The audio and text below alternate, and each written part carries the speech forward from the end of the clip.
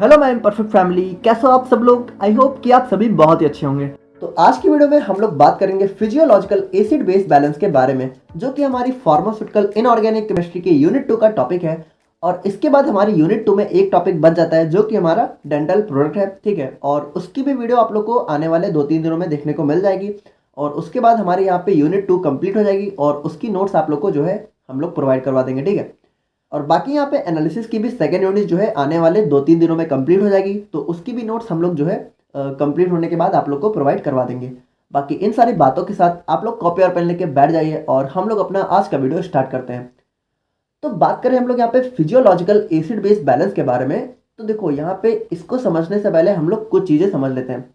तो एसिड और बेस के बारे में तो अब तक आप लोग को पता चल ही गया होगा। एसिड हमारे वो सब्सटेंस होते हैं जो कि यहाँ पे क्या करते हैं, H+ आयन को रिलीज करते हैं, ठीक है। और बेस हमारे क्या करते हैं, OH- आयन को रिलीज करते हैं। यानी सिंपली बात करें तो एसिड के अंदर हमारा मेन कंपोनेंट होता है H+, ठीक है। और बेस के अंदर क्या होता है, OH-। इतना क्लियर है ना, ठीक है। तो अब यहाँ पे जो है फिजियोलॉजिकल एसिड बेस बैलेंस का क्या मतलब है। देखो फिजियोलॉजिकल का मतलब क्या है, हमारी बॉडी के अंदर का जो फिजियोलॉजी यानी कि फंक्शन है, ठीक है। और एसिड बेस बैलेंस का मतलब क्या है, यानी एसिड और बेस के बीच में यहाँ पे बैलेंस बनाना। तो यहाँ पे देखो आप लोग बहुत ही सिंपली समझो, जैसे हमारी जो बॉडी है, ठीक है, तो उसके अंदर जो भी फ्लूइड्स हैं उनका यहाँ पे कुछ जो है डेफिनेट पीएच होता है। जैसे हमारी बॉडी के अंदर जो भी फ्लूइड्स है, जैसे हमारा ब्लड हो गया, लिम्फ हो गया, यूरिन हो गया, ठीक है। तो इन सबका ना यहाँ पे एक फिक्स पीएच होता है। जैसे हम लोग बात करें, जैसे जो हमारा ब्लड होता है, ठीक है, ब्लड, तो ब्लड का हमारा यहाँ पे पीएच होता है जो है कितना होता है, यहाँ पे 7.4 के करीब होता है, ठीक है। थोड़ा सा यहाँ पे फ्लक्चुएट करता रहता है बट यहाँ पे 7.4 होता है। यानी ब्लड का हमारा यहाँ पे एक बेसिक पीएच होता है, ठीक है। आप लोग को पता है ना, 7 के ऊपर अगर पीएच है तो बेस होता है और 7 के नीचे है तो एसिड होता है। तो ब्लड का पीएच कितना है, 7.4, यानी कि यहाँ पे ये जो ब्लड है हमारा ये बेसिक नेचर का होता है। अब देखो क्या हो अगर यहाँ पे इसका पीएच जो है 7 से नीचे आ जाए। मान लो हमारी बॉडी में कुछ चीज़ें हुई और उसकी वजह से क्या हो कि अगर ब्लड का पीएच मान लो अगर 7 से नीचे, मान लेते हैं हम लोग 6.5 हो गया, तो अब क्या होगा, ब्लड का पीएच यहाँ पे क्या हो जाएगा, एसिडिक हो जाएगा। और इसकी वजह से क्या होगा, देखो हमारी बॉडी में जब एसिड का जो है अमाउंट बढ़ने लगेगा तो क्या होगा, जलन होने लगेगी हमारी बॉडी में, ठीक है। और उसी तरीके से मान लो अगर इसका पीएच जो है बहुत ज़्यादा बढ़ गया तो बहुत ज़्यादा बेसिक हो जाएगा और उसकी वजह से भी अलग अलग प्रॉब्लम्स हो सकती हैं। तो यानी कुल मिलाकर बात यह है कि हमारी बॉडी के अंदर यहाँ पे जो भी लिक्विड्स हैं, ठीक है, या फिर जो भी चीज़ें हैं, तो उनका जो पीएच है वो बना रहना बहुत ज़्यादा ज़रूरी है, ठीक है। अगर यहाँ पे उसमें चेंजेस होते हैं तो बहुत ज़्यादा प्रॉब्लम हो सकती है। तो यहाँ पे क्या होता है ना कि हमारी बॉडी के अंदर खुद का एक ऐसा सिस्टम होता है, ठीक है, जो यहाँ पे हमारी बॉडी के अंदर जो भी यहाँ पे ऑर्गन्स हैं, जो भी रिएक्शन है, जो भी फ्लूइड है, उनका यहाँ पे जो पीएच है वो यहाँ पे मेंटेन रखती है, ठीक है। यानी जितना पीएच है उसको यहाँ पे मेंटेन रखती है। तो उसी को हम लोग यहाँ पे आज की वीडियो में पढ़ने वाले हैं, ठीक है, कि कैसे हमारी बॉडी जो है यहाँ पे अपने पीएच को मेंटेन रखती है। तो बात करें हम लोग यहाँ पे एसिड बेस बैलेंस के बारे में, तो ये हमारी एक होम्योस्टेसिस प्रोसेस का पार्ट है। अब होम्योस्टेसिस मैंने आप लोग को HAP में बहुत अच्छे से पढ़ाया था। होम्योस्टेसिस का मतलब क्या होता है, हमारी बॉडी के इंटरनल इन्वायरमेंट को यहाँ पे मेंटेन रखना है। यानी हमारी बॉडी का इंटरनल इन्वायरमेंट यहाँ पे जैसा है, ठीक है, यानी हमारी बॉडी के अंदर जो भी चीज़ें जैसी हैं वैसी ही रहे, ठीक है, उसमें कोई दिक्कत ना आए। तो अगर एसिड बेस जो है इम्बैलेंस हो गया तो हमारी बॉडी के अंदर प्रॉब्लम आएगी। तो यहाँ पे क्या है ना कि एसिड बेस बैलेंस जो है हमारी होम्योस्टेसिस का एक पार्ट है, ठीक है, जो कि क्या करता है, यहाँ पे पीएच को जो है मेंटेन रखता है। अब देखो यहाँ पे जो हमारी बॉडी के अंदर जो मोस्ट ऑफ द रिएक्शंस हैं, ठीक है, वो यहाँ पे एक स्पेसिफिक पीएच पे होती है, ठीक है। और अगर इस पीएच में यहाँ पे चेंज हो गया तो क्या होगा, मेजर डिस्टर्बेंस हो सकती हैं। अब जैसे देखो इस वाले एग्जाम्पल को आप लोग समझो, जैसे हमारी ब्लड का जो नॉर्मल पीएच होता है वो कितना होता है, 7.42। और यहाँ पे ध्यान से सुनना, जो हमारे ब्लड के पीएच की सर्वाइवल रेंज होती है वो होती है 6.8 से लेके 8 के बीच में। यानी देखो यहाँ पे क्या कहना चाह रहा है कि जो हमारे ब्लड का पीएच है वो कितना है, 7.42। तो अगर इसका पीएच जो है 6.8 से नीचे गया या फिर 8 से ऊपर गया तो यहाँ पे क्या होगा, अगर यहाँ पे जो पीएच है वो इस लिमिट को क्रॉस किया तो उसकी वजह से क्या हो सकती है, it may lead to death, यानी कि इंसान की यहाँ पे मौत तक हो सकती है, ठीक है। तो यहाँ पे ये बहुत ज़्यादा इंपॉर्टेंट हो जाता है कि हमारी बॉडी के अंदर जो पीएच बैलेंस है वो यहाँ पे बना रहे। तो अब हम लोग यहाँ पे बात करते हैं जो है systems that regulates the pH balance. यानी हमारी बॉडी के अंदर कौन कौन से सिस्टम होते हैं जो कि यहाँ पे पीएच को यहाँ पे मेंटेन रखते हैं। तो बेसिकली हमारी बॉडी के अंदर हमें यहाँ पे 3 सिस्टम देखने को मिलते हैं जो कि हमारी बॉडी के पीएच को मेंटेन रखने का काम करते हैं। इसमें पहला होता है हमारा बफर सिस्टम, ठीक है, और दूसरा होता है रेस्पिरेटरी सिस्टम और थर्ड होता है हमारा रीनस सिस्टम। अब यहाँ पे देखो, आगे बढ़ने से पहले एक चीज़ आप लोग समझो। जैसे देखो यहाँ पे आप लोग को पता है ना कि अगर हमारी बॉडी के जो हमारा एसिड होता है, ठीक है, तो उसमें हमारा मेन कंपोनेंट क्या होता है, H+। यानी सिंपली बात करें तो अगर हमारी बॉडी के अंदर H+ बढ़ रहा है तो हमारी बॉडी के अंदर क्या होगी, एसिडिटी बढ़ेगी, यानी एसिड का अमाउंट यहाँ पे बढ़ेगा, है ना। क्योंकि देखो एसिड का मेन पार्ट क्या होता है, H+, तो H+ अगर बढ़ेगा तो यानी एसिड बढ़ जाएगा। और अगर H+ यहाँ पे बहुत ज़्यादा हमारी बॉडी में कम हो गया, ठीक है, तो क्या होगा, हमारी बॉडी के अंदर बेसिसिटी बढ़ेगी।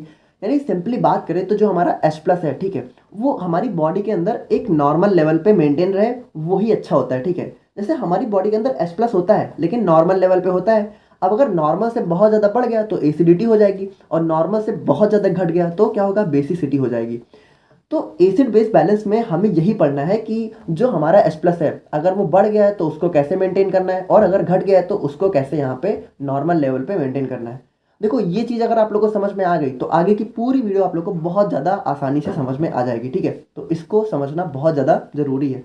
समझ रहे हो ना, बहुत ही सिंपल है यार। देखो अगर एसिड का लेवल बहुत ज़्यादा बढ़ गया तो एसिडिटी, और अगर बहुत ज़्यादा घट गया, ठीक है, तो बेसिसिटी।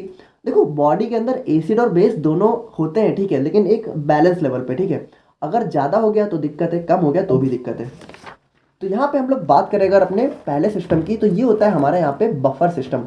तो अब हमारा ये जो बफर सिस्टम है ये काम कैसे करता है, तो ये हमारी बॉडी के अंदर जो स्ट्रॉन्ग एसिड और बेस होते हैं उनको यहाँ पे जो है वीक एसिड और वीक बेस में कन्वर्ट कर देता है। और जिसकी वजह से क्या होता है कि जो हमारे वीक एसिड और वीक बेस हैं, ठीक है, ये यहाँ पे जो है हमारे पीएच में कोई रैपिड या फिर ड्रास्टिक चेंज जो है नहीं अलाउ करते हैं। यानी सिंपली बात करें तो ये हमारे पीएच को बहुत ज़्यादा यहाँ पे नहीं बढ़ने देते हैं, जिसकी वजह से क्या है, हमारी बॉडी का जो पीएच बैलेंस है वो यहाँ पे मेंटेन रहता है। अब हमारी बॉडी के अंदर यहाँ पे जो है हमें 3 टाइप के बफर सिस्टम देखने को मिलते हैं, ठीक है, जिसमें पहला होता है हमारा बाइकार्बोनेट बफर सिस्टम, दूसरा होता है हमारा फॉस्फेट बफर सिस्टम, और थर्ड होता है हमारा यहाँ पे प्रोटीन बफर सिस्टम, ठीक है। तो इन तीनों यहाँ पे, ये तीनों यहाँ पे अलग अलग तरीके से काम करते हैं, तो इनको हम लोग यहाँ पे एक एक करके समझ लेते हैं, ठीक है। तो बात करें हम लोग यहाँ पे बाइकार्बोनेट बफर सिस्टम के बारे में, तो ये हमारे ब्लड पीएच का एक बहुत ही इंपॉर्टेंट रेगुलेटर होता है, ठीक है। और ये यहाँ पे हमें जो है अपनी ब्लड प्लाज्मा और किडनी में देखने को मिलता है। तो अब यहाँ पे हम लोग बात करते हैं केस फर्स्ट के बारे में, यानी कि इसमें क्या हो रहा है कि अगर हमारी बॉडी में मान लो बहुत ज़्यादा H+ आयन बढ़ गए, ठीक है, जिसकी वजह से क्या होगा, एसिडिटी बढ़ जाएगी। तो यहाँ पे क्या होगा कि जो हमारे बाइकार्बोनेट आयंस होते हैं, देखो बाइकार्बोनेट का फॉर्मूला होता है HCO3-, ठीक है, बाइकार्बोनेट आयंस का। ये यहाँ पे क्या करते हैं, यहाँ पे H+ के साथ कंबाइन करके यहाँ पे जो है कार्बनिक एसिड में कन्वर्ट हो जाते हैं, जो कि हमारा क्या होता है, एक वीक एसिड होता है। देखो बहुत ही सिंपली समझो, जैसे हमारी बॉडी के अंदर H+ बढ़ गया तो क्या हुआ, एसिडिटी बढ़ गई, मैंने आप लोगों को बताया है। तो यहाँ पे होगा क्या, हमारी बॉडी के अंदर एक होता है बाइकार्बोनेट आयन HCO3-, तो ये यहाँ पे क्या करेगा, ये यहाँ पे H+ के साथ रिएक्ट करके यहाँ पे H2CO3 का फॉर्मेशन कर देगा, ठीक है। और H2CO3 हमारा क्या होता है, एक वीक एसिड होता है। तो यहाँ पे क्या होगा, इसकी वजह से हमारी बॉडी के पीएच में कोई बहुत ज़्यादा चेंज वगैरह देखने को नहीं मिलेगा। और बात करें हम लोग यहाँ पे केस सेकंड के बारे में, यानी अगर हमारी बॉडी के अंदर H+ आयन बहुत ज़्यादा कम हो गए तो उसकी वजह से क्या होगा, बेसिसिटी बढ़ जाएगी। तो अब यहाँ पे क्या होगा, जो हमारा ये कार्बनिक एसिड है, ठीक है, H2CO3, ये यहाँ पे क्या होगा, ये यहाँ पे आयनाइज हो जाएगा। और जैसे ही आयनाइज होगा यहाँ पे क्या होगा, H+ आयन रिलीज हो जाएगा। तो देखो जैसे सिंपली समझो, जैसे H2CO3 है, ठीक है, तो यहाँ पे अगर जो है H+ आयन की बहुत ज़्यादा कमी हो गई तो यहाँ पे ये H2CO3 जो है ब्रेक हो जाएगा, किसमें, H+ और HCO3- में। देखो वही चीज़ है, अगर यहाँ पे H+ बढ़ गया तो ये कंबाइन होके H2CO3 में कन्वर्ट होगा, और अगर H+ घट गया तो ये टूट जाएगा और H+ जो है रिलीज कर देगा। और जब H+ रिलीज कर देगा तो जो H+ कम हुए थे वो फिर से नॉर्मल हो जाएंगे, और कुल मिलाकर हमारी बॉडी का जो है एसिड बेस बैलेंस यहाँ पे मेंटेन रहेगा, ठीक है। आई होप कि आप लोग समझ गए होंगे। और बात करें हम लोग यहाँ पे फॉस्फेट बफर सिस्टम की, तो इसको थोड़ा आप लोग जैसे ध्यान से देखना। तो यहाँ पे जो हमारा फॉस्फेट बफर सिस्टम है ये हमारे जो है इंट्रासेलुलर फ्लूइड में हमें देखने को मिलता है। क्योंकि यहाँ पे होता क्या है कि जो हमारा फॉस्फेट है उसकी जो कंसंट्रेशन है वो हमारे इंट्रासेलुलर फ्लूइड में सबसे ज़्यादा होती है। अब यहाँ पे मुझसे एक मिस्टेक हो गई थी, तो आप लोग यहाँ पे सही कर लेना। यहाँ पे मैंने इंटेस्टाइनल लिख दिया है, इंटेस्टाइनल नहीं है, इंट्रासेलुलर, ठीक है, यानी सेल के अंदर। सेल के अंदर क्या होता है, साइटोप्लाज्म, ठीक है, यानी जो हमारा फॉस्फेट बफर सिस्टम वो हमें सेल के अंदर देखने को मिलता है, ठीक है। अब इस सिस्टम के अंदर होता क्या है, देखो इस सिस्टम के अंदर 2 मेजर कंपोनेंट होते हैं। पहला होता है हमारा मोनोहाइड्रोजन फॉस्फेट आयन, और दूसरा होता है हमारा डाईहाइड्रोजन फॉस्फेट आयन, ठीक है। मोनोहाइड्रोजन फॉस्फेट आयन का फॉर्मूला होता है यहाँ पे HPO4 2-। देखो मोनोहाइड्रोजन मतलब एक हाइड्रोजन, ठीक है, और डाईहाइड्रोजन मतलब देखो H2 हो गया, ठीक है। तो यहाँ पे डाईहाइड्रोजन में हमें 2 H देखने को मिलते हैं और मोनो में यहाँ पे सिंगल, ठीक है। अब यहाँ पे देखो एक चीज़ जो सबसे ज़्यादा इंपॉर्टेंट है कि जो हमारा ये मोनोहाइड्रोजन फॉस्फेट आयन है और जो हमारा डाई हाइड्रोजन फॉस्फेट आयन है, ये दोनों यहाँ पे जो है कंबाइंड फॉर्म में हमें बॉडी के अंदर देखने को मिलते हैं। और किसके साथ? यहाँ पे सोडियम आयन के साथ। यानी जो हमारा बॉडी है उसके अंदर ये दोनों जो है सोडियम के साथ हमें जो है कंबाइंड फॉर्म में देखने को मिलते हैं। और कंबाइन होने के बाद यहाँ पे किस में कन्वर्ट हो जाते हैं? जैसे हमारा जो H2O4 है, ठीक है, H2O4 ये यहाँ पे जो है सोडियम के साथ कंबाइन होके कन्वर्ट हो जाता है डाई सोडियम मोनोहाइड्रोजन फॉस्फेट, ठीक है। और जो हमारा डाई हाइड्रोजन फॉस्फेट आयन है ये यहाँ पे कन्वर्ट होके बन जाता है सोडियम डाई हाइड्रोजन फॉस्फेट, ठीक है। तो इस चीज़ को आप लोग जो है हो सके तो याद रख लेना। देखो अगर हो सके तो याद रख लो, ठीक है, वरना आप लोग डायरेक्टली ये भी लिख सकते हो, ठीक है। आप लोग ये वाला जो पॉइंट है ये हमारा स्किप कर सकते हो। अब देखो क्या है ना कि आप लोगों में से बहुत लोग स्टार्टिंग में बोल रहे थे कि नोट्स में कंटेंट कम है, तो इसीलिए मैं यहाँ पे कंटेंट अब थोड़ा सा ज़्यादा डाल दे रहा हूँ। तो अब आप लोग को जो पॉइंट यहाँ पे अच्छा लगे उसको रख लिया करो, ठीक है, और जो नहीं समझ में आया उसको थोड़ा आप स्किप कर दिया करो, ठीक है। तो यहाँ पे बात करें हम लोग जो है केस फर्स्ट की, तो यहाँ पे क्या होगा हमारा, मान लो अगर H+ बढ़ गया तो क्या होगा, ध्यान से देखना। अगर हमारी बॉडी के अंदर H+ बढ़ गया यानी एसिडिटी बढ़ रही है, तो जो हमारा Na2HPO4 है यानी कि जो हमारा डाई सोडियम मोनोहाइड्रोजन फॉस्फेट है, ठीक है, ये यहाँ पे क्या करेगा, ध्यान से देखना, ये यहाँ पे इस H+ के साथ कंबाइन होके जो है कन्वर्ट हो जाएगा die sodium di hydrogen phosphate. देखो इन्हीं दोनों का कन्वर्जन हो रहा है। देखो अगर H+ बढ़ेगा तो ये जो हमारा पहला वाला है ये दूसरे वाले में कन्वर्ट हो जाएगा। देखो यही हो रहा है ना, ये पहला वाला यहाँ पे जो है दूसरे वाले में यानी इसमें कन्वर्ट हो गया, ठीक है। और यहाँ पे आप लोग जो है ध्यान से देखना केस 2 हमारा, ठीक है। तो केस 2 में अगर हमारे मान लो यहाँ पे बॉडी में H+ आयन की यहाँ पे शॉर्टेज हो गई यानी H+ बहुत कम हो गए, तब यहाँ पे क्या होगा, जो हमारा दूसरा वाला है यानी कि sodium di hydrogen phosphate NaH2PO4, ठीक है, वो किस में कन्वर्ट हो जाएगा, डाई सोडियम हाइड्रोजन फॉस्फेट यानी Na2HPO4, ठीक है। और यहाँ पे जो है H+ को जो है रिलीज कर देगा। देखो यहाँ पे 2 H है ना, तो यहाँ पे 1 H है तो 1 H+ इसने रिलीज कर दिया। और ये H+ क्या करेगा, जो H+ यहाँ पे कम हुए थे उनको दोबारा से नॉर्मल कर देगा, ठीक है, एसिड बेस के बैलेंस को यहाँ पे मेंटेन कर देगा। तो देखो बहुत ही सिंपल है, बस आप लोग ये समझो कि बस हमारे 2 केस होते हैं, ठीक है। तो इन्हीं दोनों केस पे हमारा जो बफर सिस्टम है वो यहाँ पे काम करता है। आई होप कि आप लोग समझ रहे होगे, बहुत ही सिंपल है यार, ठीक है। अब बात करें हम लोग यहाँ पे अपने थर्ड बफर सिस्टम के बारे में, तो ये होता है हमारा प्रोटीन बफर सिस्टम। अब देखो ये हमारे जो है ब्लड और प्लाज्मा का बहुत ही इंपॉर्टेंट बफर सिस्टम होता है। अब देखो हमारा यहाँ पे जो प्रोटीन होता है, हाँ वही प्रोटीन जिसकी वजह से हमारी बॉडी वगैरह बनती है, ठीक है, तो वो यहाँ पे जो है अमीनो एसिड से मिलके बना होता है, ठीक है। अब अमीनो एसिड को आप लोग ध्यान से देखना, अमीनो एसिड का हमारा जो फॉर्मूला है वो कुछ इस टाइप का होता है, ठीक है। अमीनो एसिड का स्ट्रक्चर हमारा ऐसा होता है, ठीक है। यहाँ पे जो है हमें एक NH2 यानी कि अमीनो ग्रुप देखने को मिलता है, ठीक है, और एक कार्बोक्सिलिक ग्रुप देखने को मिलता है, और इसके बाद हमारी एक हाइड्रोजन की चेन और एक हमारी यहाँ पे जो है कार्बन की चेन देखने को मिलती है। देखो आर हमारा क्या होता है, आर हमारी कार्बन चेन होती है। अब आर हमारा जो है अलग अलग हो सकता है, ठीक है, जैसे हमारा अमीनो एसिड भी अलग अलग टाइप का होता है। तो कुल मिलाकर कहने का मतलब यह है कि जो हमारे प्रोटीन है वो यहाँ पे अमीनो एसिड से मिलके बने होते हैं, बहुत सारे अमीनो एसिड से। अब अमीनो एसिड के अंदर यहाँ पे हमें 2 मेन चीज़ें देखने को मिलती हैं। पहला होता है हमारा कार्बोक्सिलिक ग्रुप, ठीक है, कार्बोक्सिल ग्रुप ये वाला COOH, ठीक है, और दूसरा होता है हमारा अमीनो ग्रुप ये वाला हमारा NH2। अब देखो यही दोनों यहाँ पे काम करते हैं, ध्यान से देखना।